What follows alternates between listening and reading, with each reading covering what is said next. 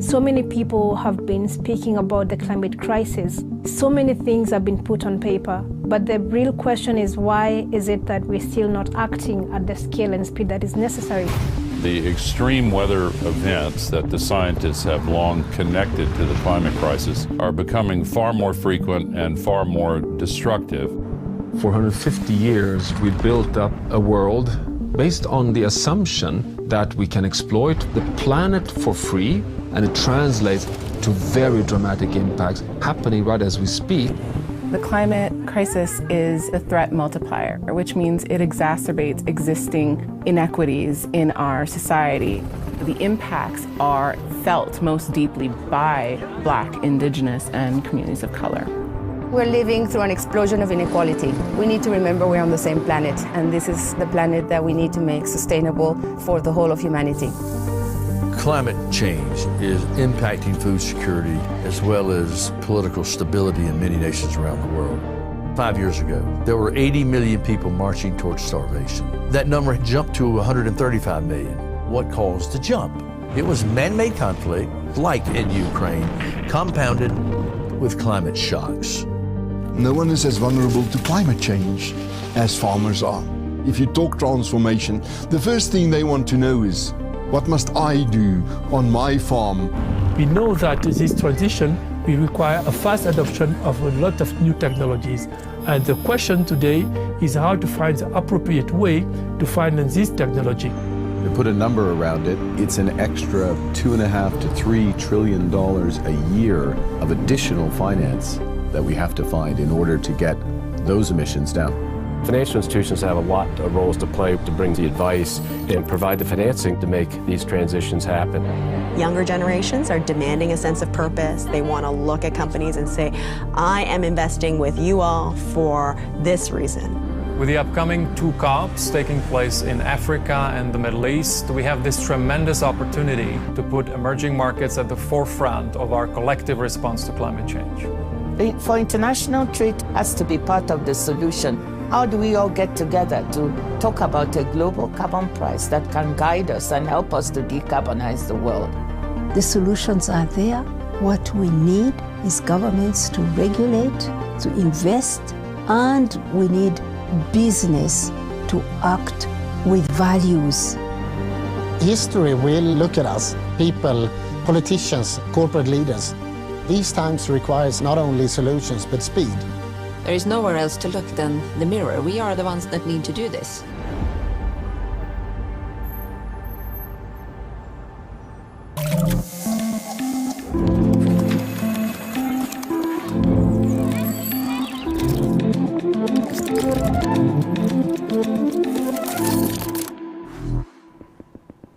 Hello and welcome to this session of the World Economic Forum's Sustainable Impact Development Meetings, which is titled Food and Energy Tackling a Global Resource Crisis. When I can get my words out, I'm Adrian Monk from the World Economic Forum, Managing Director. Joining us to discuss this, we have a fantastic panel. We have Sam Cass, who is joining from Acre Venture Partners. He's been both a chef and a nutritional policy expert. We have the co-CEO and CFO of Royal DSM in the Netherlands, Geraldine Matchett. They're a bioscience company that specializes in health and nutrition. Joining from Columbia University, where he co-founded the Center on Global Energy Policy and leads the Columbia Climate School, we have Jason Bordoff. And from the United Nations Food and Agriculture Organization based in Rome, delighted to be joined by Chief Economist Maximo Torero. Thanks to our panel for coming together to shed some light on this very difficult topic. I think for all of us, the conflict in the Ukraine really brought to the center the geopolitics of food and energy security. And in both of those cases, it was a conflict that told people that they needed to pay attention to where food was going and where their energy was coming from. But actually, for all of the leaders involved in discussing this, these have been issues that have been on the global agenda for a very, very long time. And a lot of our panelists have been engaged in thinking about them for far longer than the latest crisis. And so what we're going to be discussing in the next 45 minutes is what are the ways that public-private collaboration can really move the needle on these issues, and how can we come up with innovative ways of tackling them, and what are the things we need to put in place to make sure that we're not having this discussion 10 years from now. I'm going to start, Sam, with you, if I may. Sure. Now, you've been on the kind of front line of thinking about nutritional policy from both directions. You've been in the kitchen, and you've also been in the kitchen in terms of investment, thinking about the kind of things that we ought to be thinking about. For you, how far has what we've seen about the way food is moving around the world, how has that kind of changed your thinking about nutrition policy and the things we should be doing? Oh man, how much time do I have? Do I have the whole session? As long as you That's a huge question. I mean, look, I think what this last year has really showed us is a window into the future.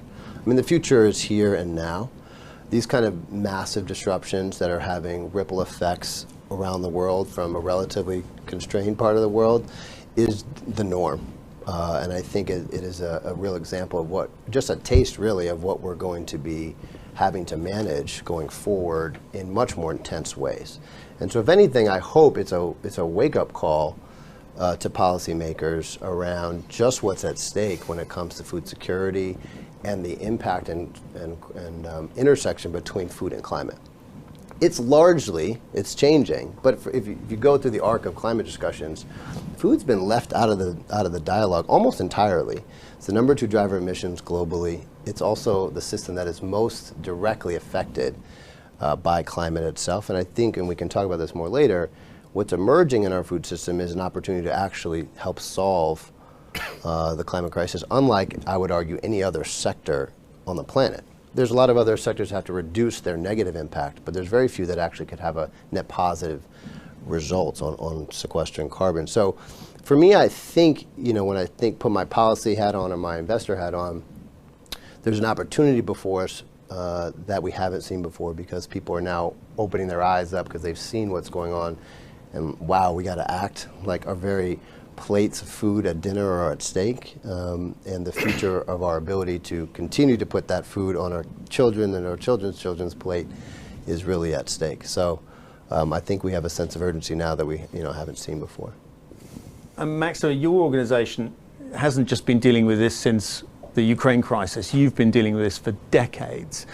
Just how much has the Ukraine crisis given us an opportunity to focus on the bigger issue of where we're feeding the world and how we're relating that to the climate challenge that we face?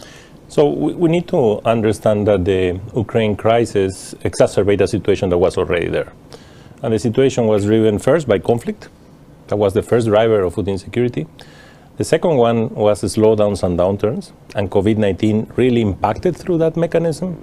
And that's why in the last 2 years we have 150 million more people chronically undernourished.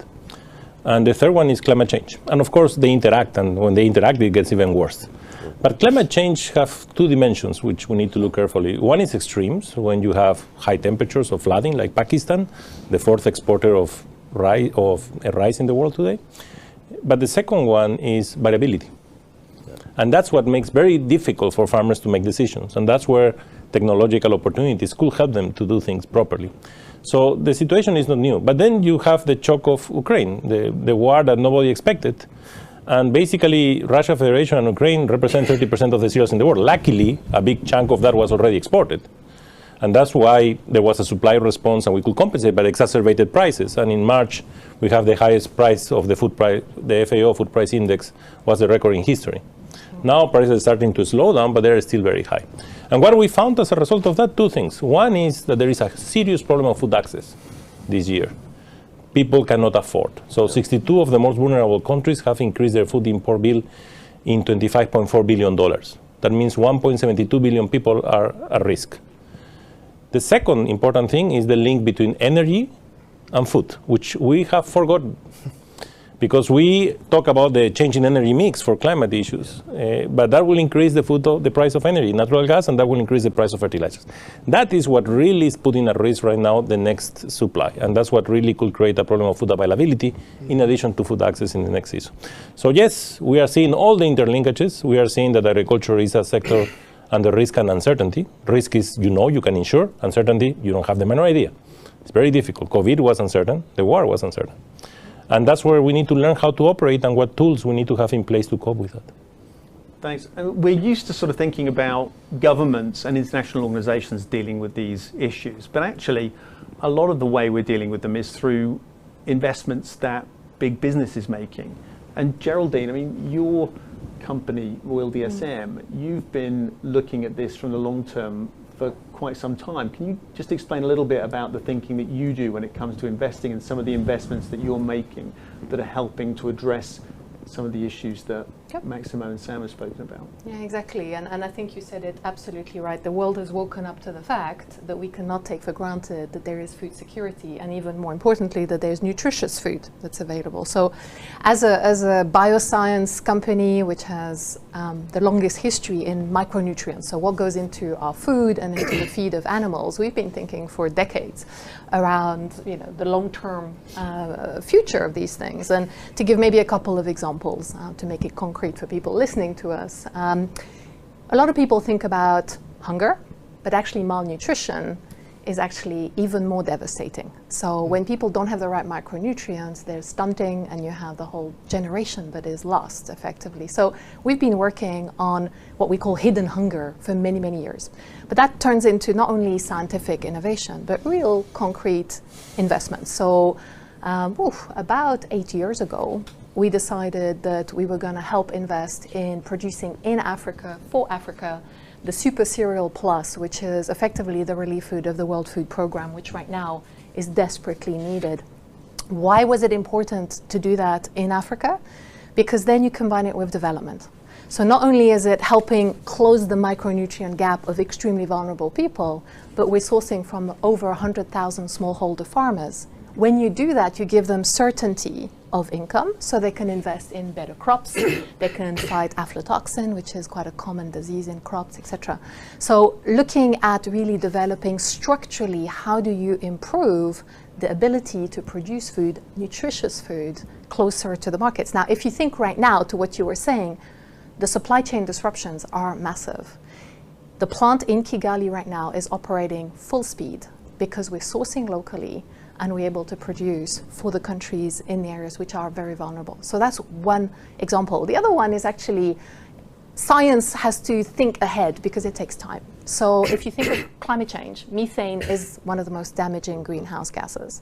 And you said very correctly, food and agriculture was often not part of the conversations around climate. Yet, a third of methane in the world comes from livestock. So about 15 years ago, we started thinking about how can we reduce the methane burped by cows, which at the time was seen as a rather eccentric thing to put some serious money behind.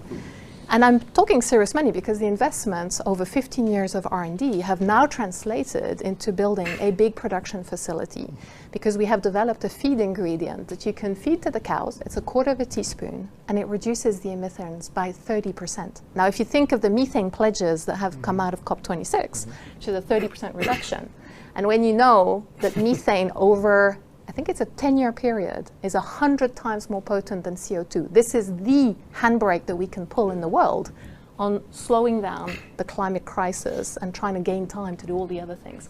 So these are some of the things that, and you don't do this in isolation. I mean, this has to be done in an ecosystem that is supportive and thinks nicely ahead of time. Now, the crisis we're seeing right now is clearly showing that all of these things that we do to ensure the resilience of the food system needs to accelerate even further. Yeah. And you made the link there between, cows, burping, energy. Indeed. Not a link I know that probably most people think about when they think about tackling climate change, but the energy side of the piece, that is something where, food has always, I think, been thought of in terms of malnutrition, hunger, rarely in terms of its impact on energy. we've seen this huge shock both to the food supply system, which has woken people up to just how complicated the world is that arrives on their plate. But we've also seen a shock to the energy supply system, which has woken people up to just where the gas comes from that powers their cookers, that powers their boilers, and heats their homes. And Jason, can you give us a bit more context on that energy crisis and that side of the piece? Yeah, absolutely. And I think you're right. I mean, energy, obviously, the primary driver of emissions. Agriculture is huge as well. And then that leads to climate change, and we know the impacts there in terms of impacts on food security because of drought or flooding in Pakistan or anything else. We're being reminded now in what is, I think, the worst energy crisis in at least half a century, maybe longer. The first global energy crisis, and by that I mean almost every part of the world affected. We're relatively insulated in the United States, but that's not the exception, not the norm. And almost every fuel. A strong focus on what it looks like in Europe, but what's happening in Europe is having ripple effects by pushing up energy prices in the developing world and emerging markets. Pakistan, Bangladesh, which are having trouble affording natural gas, affording coal, everything is going kind of through the roof in terms of prices. And because those prices are so high, natural gas, as you said, used for cooking, used for heating, and for fertilizer. That's how we make, that's how we grow food. And I think somewhere around 70% of the fertilizer production in Europe is shut down right now, because we don't have enough energy. It's too expensive. And when you're facing scarce molecules, scarce energy sources, what do politicians do?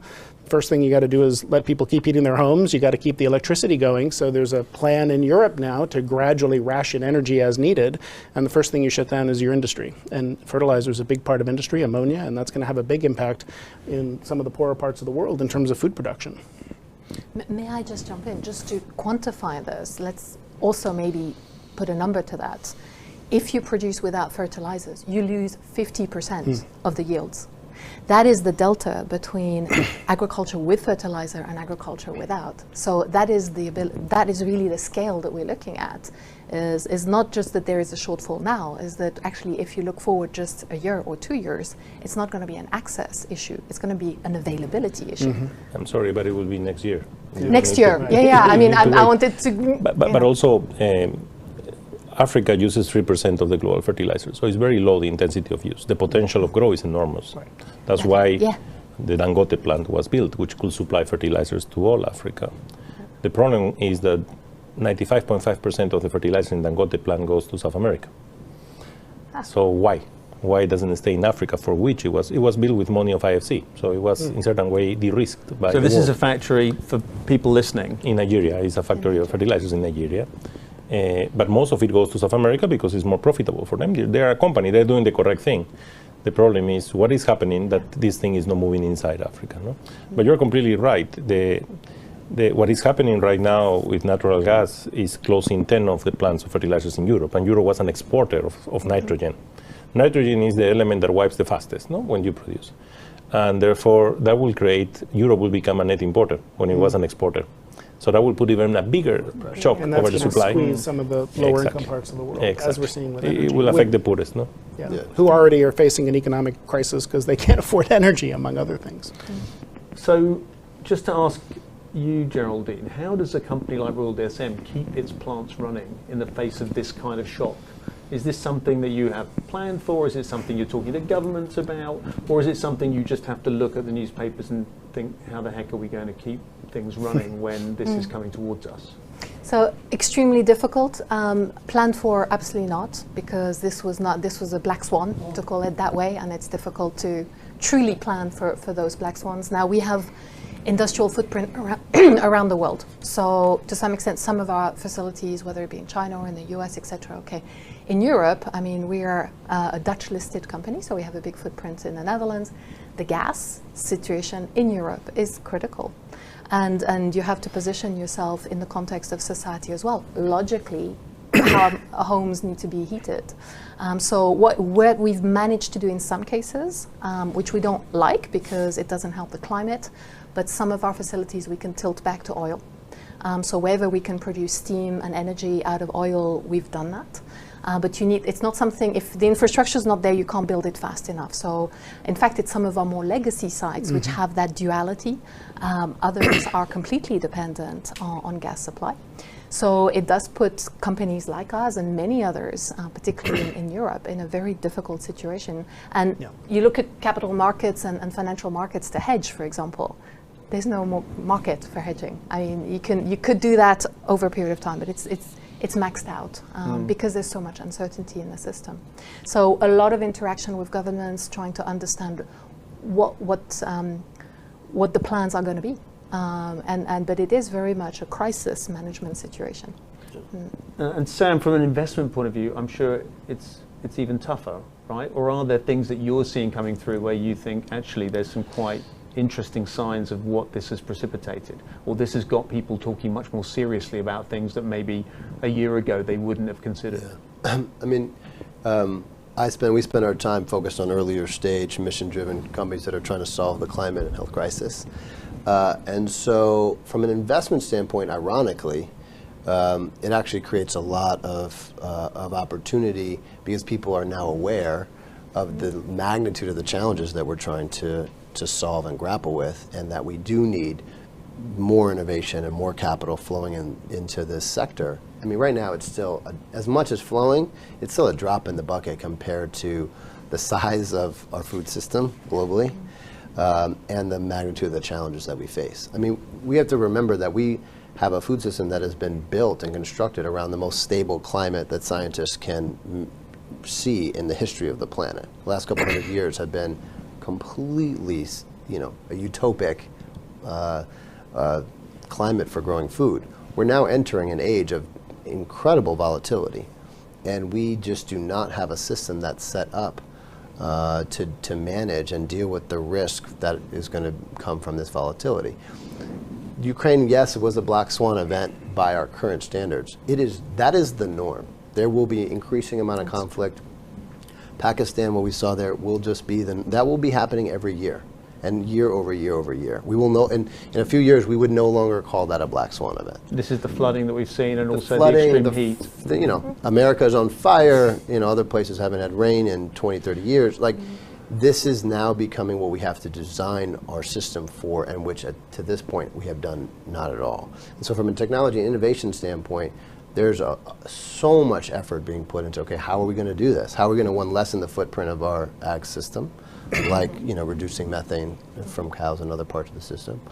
But also in spending a lot of time in this space, I think food and ag, honestly, is our only chance, quite frankly, to sequester enough carbon to give us enough time for other technologies to come to bear to give to mitigate the worst of climate. A lot of the carbon that is in our air used to be in our soil. We have, 1 billion people working in food and ag globally who we could finally start paying them to farm with better practices and start sequestering that carbon back into the soil.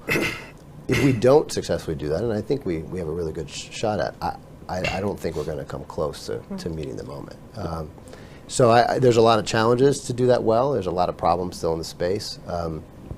But I think technology innovation is going to help give us a shot at solving some of these challenges. May I jump in? Yeah. Fully agree. I mean, right now, a third of arable land suffers from drought. That is not a black swan. That has been getting higher and higher and higher. The climate disruptions, clearly not a black swan. It's a trend. And therefore, the resilience part is what we all need to work on. And what gives me hope is that across the value chain, what we're seeing is increased collaboration between parties that never used to collaborate, but they used to compete. And now the scale of the crisis on scaling regenerative agriculture, on making sure that we have healthy topsoils that can actually withstand these downpours and these droughts, etc. Everyone is now leaning in. And so that's the positive out of what's happening, is that because there's the on top of factor of the Ukraine crisis and the fertilizer crisis, to be honest, that has really changed the attitudes. Can I say something? Because yes, everybody is leaning in, but for where? Because the major problem right now is that more than $60 billion are located in agricultural subsidies and incentives in developed countries, which are not for what we are talking about. They are for the opposite.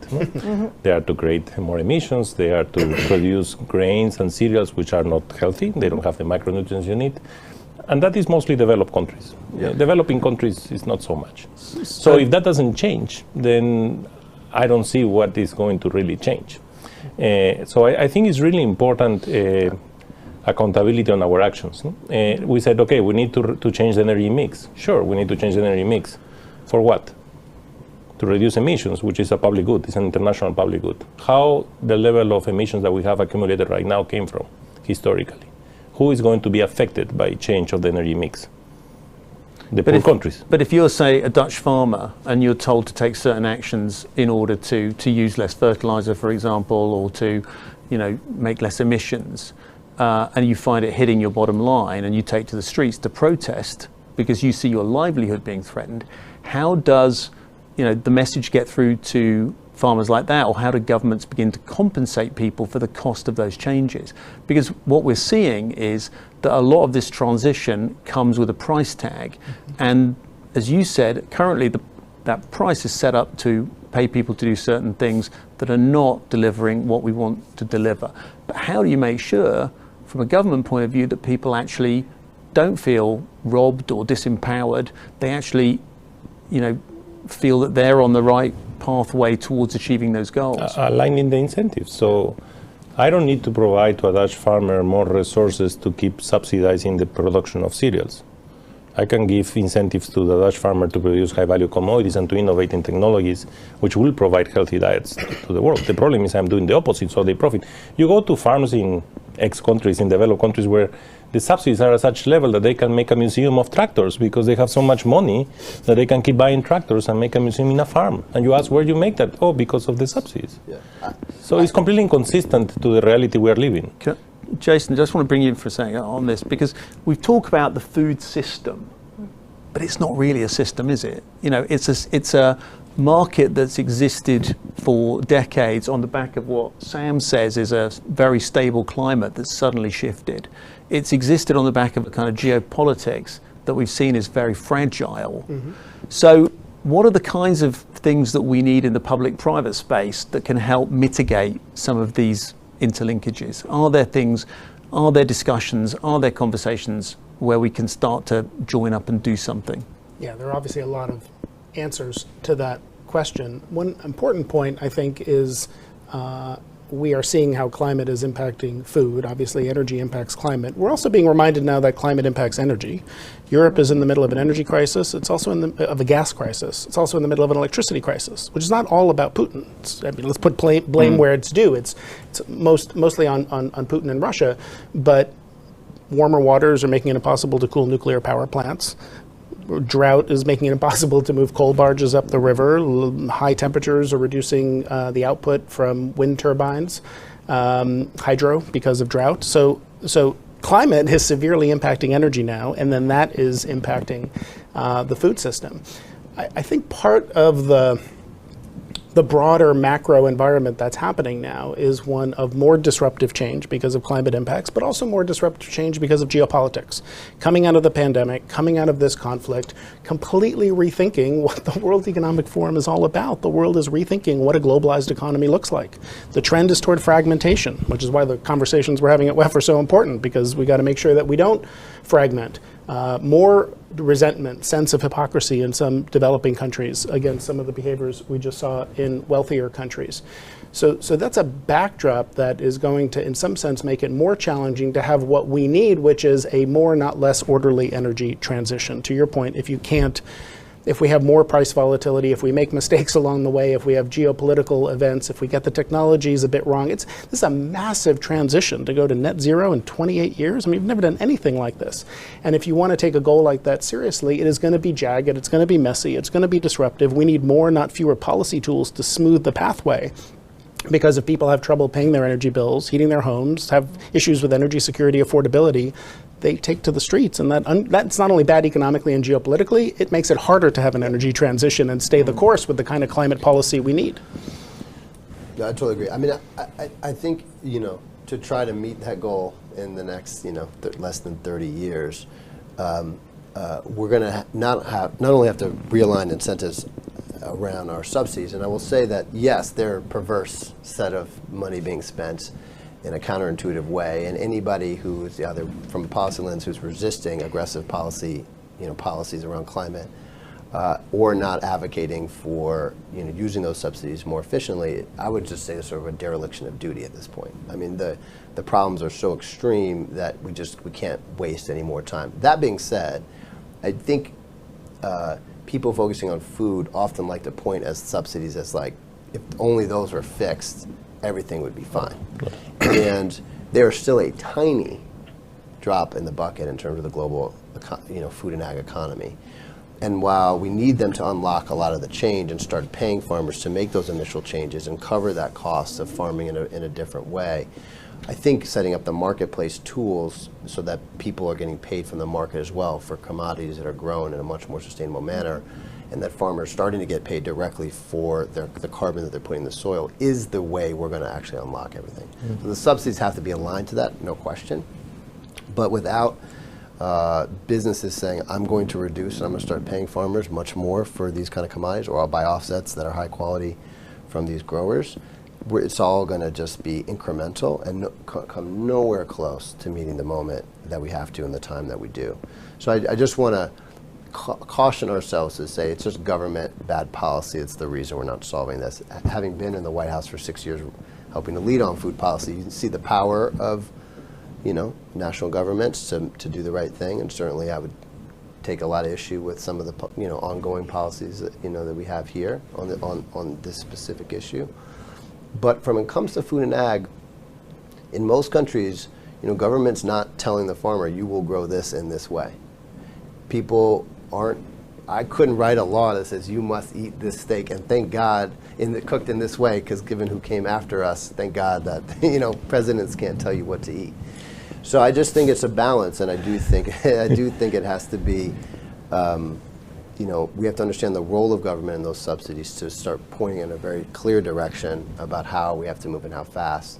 But we have to put the tools in from the market as well to unlock that. Maximo, I mean, are there governments who you would pull out and say, these guys are doing the right thing, they've got it right, they're the example that we like to show people? No, look, I agree with you, and I missed a zero in my number. It was 600 billion, not 60. But the point is, that's one of the elements. Of course, it's not the package, but there are several things that are not correct. Like, I think the best example of how the system is failing is what happened with the vaccines. That's the best example. You immediately saw how the game is played. No? Who got the vaccination? The developed countries. The poor countries, forget about it. You will get it at some point. That doesn't make any sense in a world that is so interconnected. Right. No? The same applies to climate. Yeah. Because if I am able to use your technology and I am able to produce livestock which less methane, I should do it. But I should be able to trade those emissions with somebody else. And the system doesn't allow me to trade emissions. Yeah. And that doesn't create the positive results. And that's one of the biggest issues. Agriculture has always been kept out of any climate mechanisms, which is wrong, because I think you said it absolutely right. It's the sector that brings the biggest opportunity. Exactly. For various reasons. Firstly, how do we grow food? On soil. How do we get to the soil? We take away the trees in order to grow. So there's a direct correlation of feeding more and more people with loss of forest cover and vegetation cover. So that is a very strong. Then there's the methane. Then there's the methane from livestock, but also from rice paddies. And then you've got the nitrogen, and then you've got the watersheds, etc. When you actually look at all of that, and you take the opposite lens, and you say, okay, so if all of these things are not quite right, that means if we actually deal with them, we have a huge upside. Exactly. And the technologies exist today. So, and they're not so extremely, they don't require massive capital. But what they do require is a lot of coordination. Yeah. And I wonder sometimes that in this world, what's the hard? There are a lot of capital to do big capital investments, or is it to coordinate a lot of people to do the right things? And in the case of food and agriculture, that seems to be sometimes the biggest issue. But I'd like to add a slight topic, which is we tend to talk about food and ag as if it's the same everywhere. Absolutely not. So the battles are different depending on regions and countries. And I very much agree with you that while mature economies, whether it's the US, Europe, etc., really needs to switch to regenerative agriculture, and we need to find the right subsidies and incentives and whatever to facilitate the journey for farmers, because let's be clear, the farmers can't afford to do it on their own. That doesn't take away that in other regions, and I'll take Africa as the obvious continent, that's not the battle. The battle is increase productivity, Micronutrients. locally produce nutritious food that is affordable and resilient, that they don't depend on international trade to eat. And therefore, we need to think very differently of the regions. And hopefully, the two put together, you start moving the whole planetary food system up. Now, 3.1 billion people don't have access to healthy diets today. Exactly. Okay, and most of them are in Africa. Yeah. Now, the point is that I wouldn't think that trade is wrong. On the contrary, I think trade is good. You use your resources in the most efficient way. You can do short supply chains or long supply chains, doesn't matter. The important is that you assign the incentives properly. That's the trick. Agriculture is the sector with the biggest level of distortions in the world. Therefore, we have to give them a different treatment to any other sector. We need to make it more transparent. And it's like that in purpose. It's not like that by mistake. It's, of course, it's designed to be like that. So that's the point. The point is how we make this, and that is basically what we talk about, the true cost of food. Yeah. We need to understand the true cost of food. I use cost and not use value because it's simpler to understand. But it's not accounting cost. It should include the value of all those externalities that we generate. But that will help a lot to create this transparency and incentives so that things start to align. Right, well, we've talked about, you brought in the vaccine distribution, and if you're a national government leader responsible to a nation, are you going to be that concerned if an outside party doesn't get the same access you get, be it to food, be it to energy, be it to vaccines? Your responsibility, as you see it, sitting in the chair, is to the people in your state. And you're wanting to look after them, making that bigger argument that we're talking about here, which is about coordination and cooperation and collaboration. People on the streets might turn around and say... That's a silo view, because I am sure if the counterfactual was that vaccines were distributed globally faster, we would have been solved of this problem earlier than where we have been right now. So the idea is just to protect my own people in a world like the one we have of full interconnection, that anybody can fly from one country to the other and bring the virus and create a pandemic again. And this will happen a lot because climate change will accelerate this process. This is not new. I think that vision, that way of thinking has to change. If it doesn't change, we will never resolve the problems. It's exactly part of the response. And I think part of Putin's strategy in the energy crisis, which is to divide Europe and break European unity. And we'll see what happens, and I've been impressed by how much European unity has held, but when people don't have enough molecules to keep the heat on in the winter, to your point, are they going to make sure they're heating the homes of their people or exporting gas to a neighboring country? And I think we have to be careful about it. Now, the good news is that, Geraldine, what you said for food is true for energy too, where the solutions for energy security, in the near term, we're going to switch to some oil and coal, and we're going to build LNG import terminals, but in the long term, the things that give you more energy security, mostly, not entirely, but mostly point in a decarbonized direction as well. And I think that's a really important thing to keep our eye on and keep focused on, which is that if we were less dependent on globally traded hydrocarbons inevitably exposed to geopolitical risk, if it's not Putin, it'll be something else next time, you get a lot of energy security benefits from that, not to mention what we need to do for emissions. And I have to say that having COP27 and COP28 coming up is really helpful, because in the context of now there's a full awareness that climate, food and energy actually all hang together. I'm really hopeful and confident actually that now we're going to have the right conversations, because it's been very much a siloed sort of energy discussion, as if energy is a standalone thing, which it absolutely not. And we have seen, given the civil unrest has happened in many countries, when food fails, everything fails. It's as simple as that. People cannot wait 3 months or cannot put an extra jumper on or go without a mobile phone. Yeah. Food is a daily requirement, preferably nutritious, healthy, delicious food, the chef.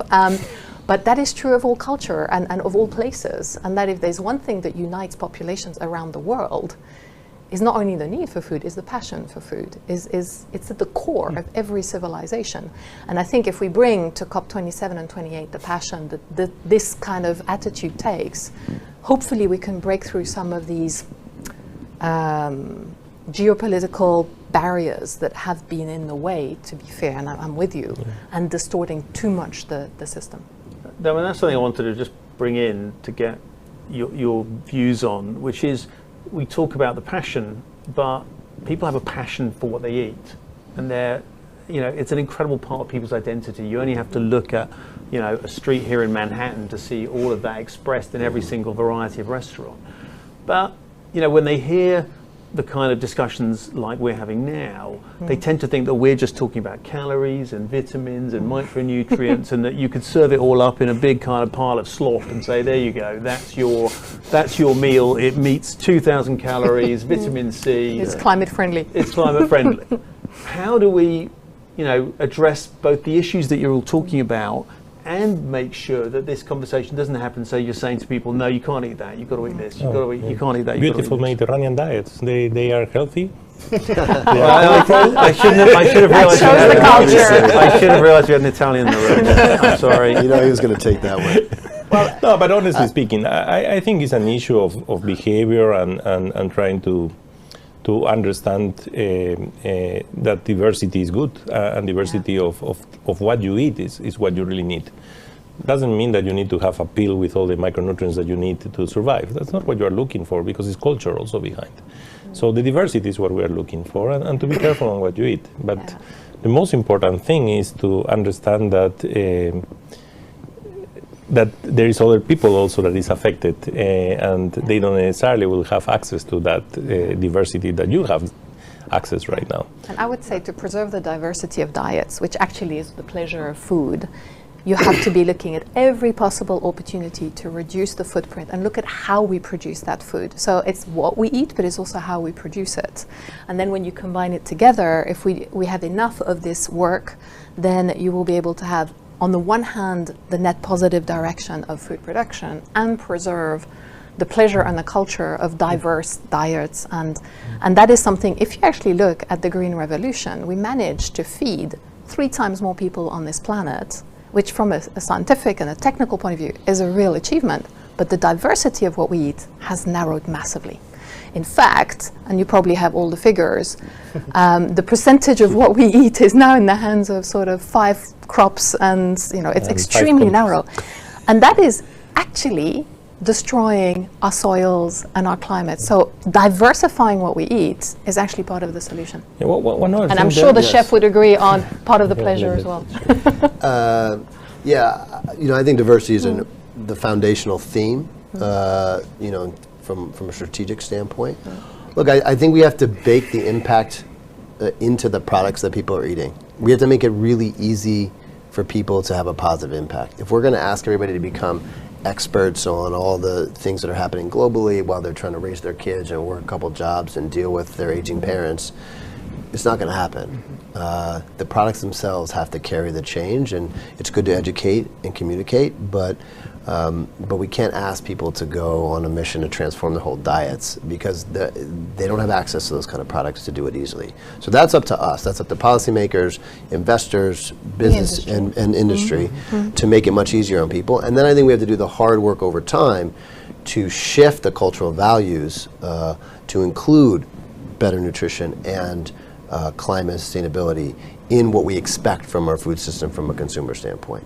Companies can only go so far unless people are saying, yeah, I really am expecting in that product that you're considering the impact on the environment, or what you're putting in that package, or what that chef is cooking. And that's the hard, slow work that we all have to pay attention to, because it is exactly who we are. And so you can't tell somebody, if you eat this, you're bad.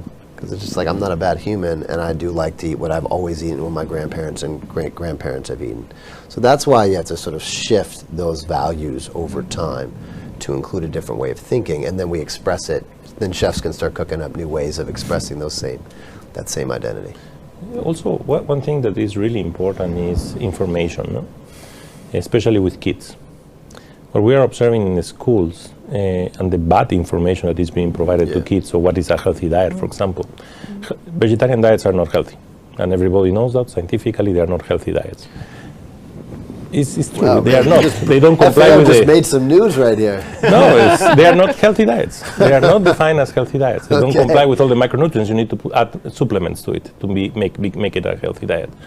But the problem is, I don't have any problem with you deciding to be vegetarian or not.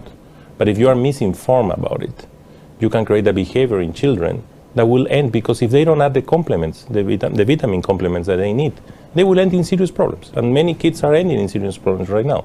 So I think information will be very important on this topic. Yeah.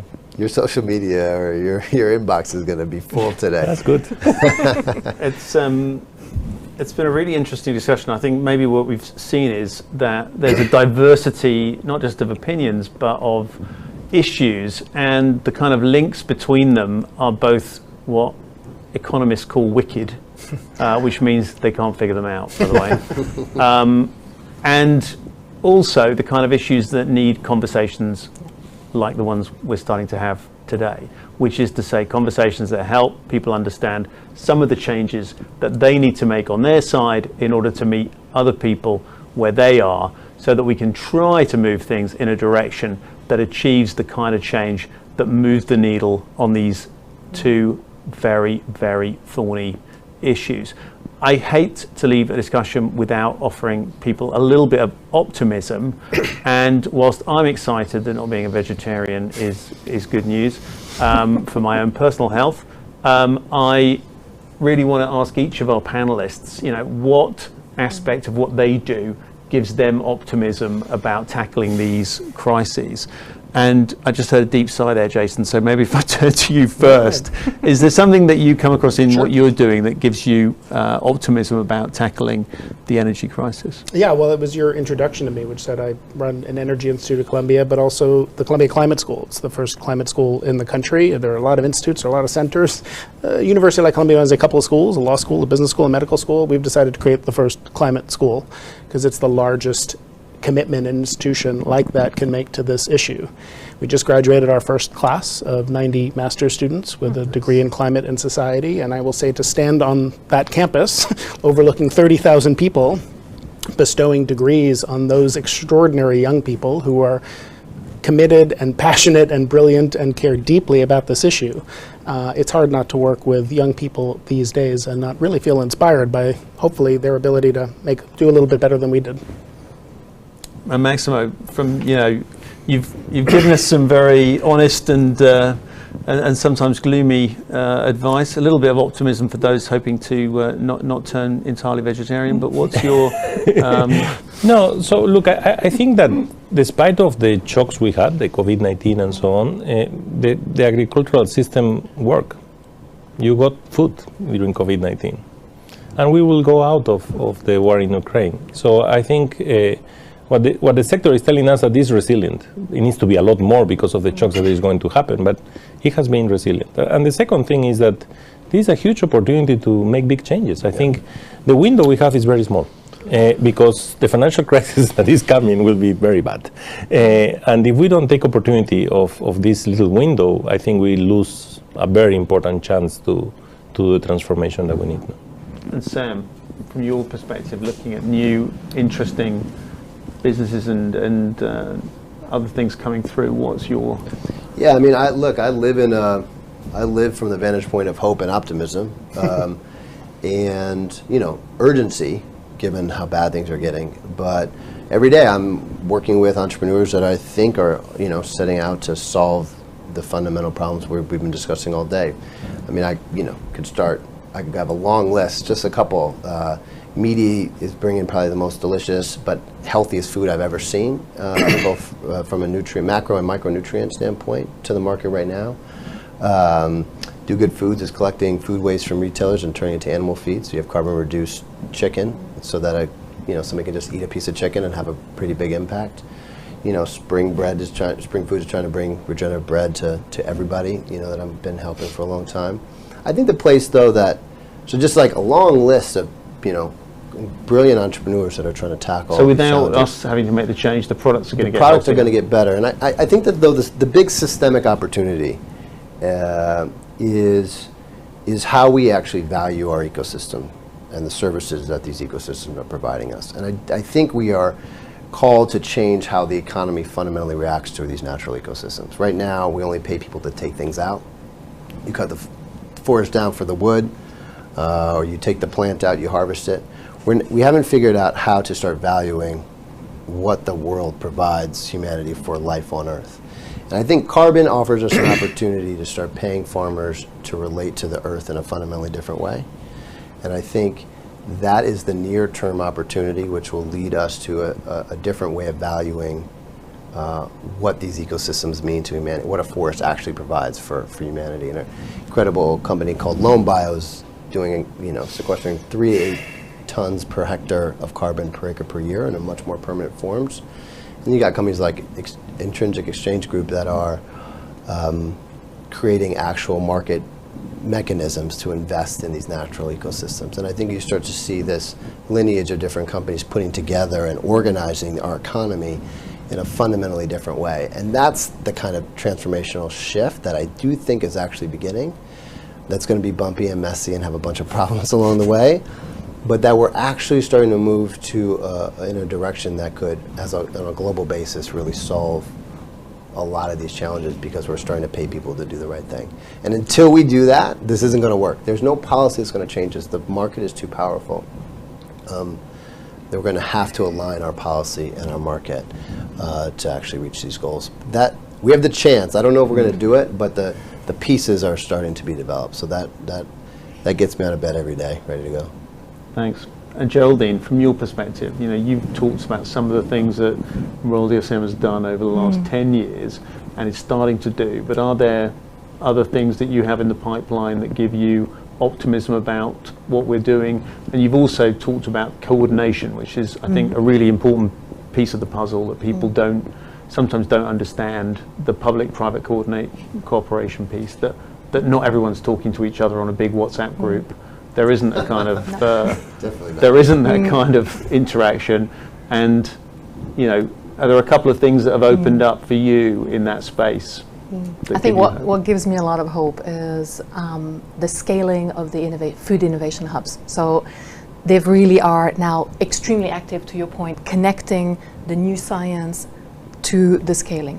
The other one is the fact that we are now, as a world, bringing together climate and food, and actually now flipping it the other way and really saying, okay, we need to protect the ability to produce food. And that points to the farmers.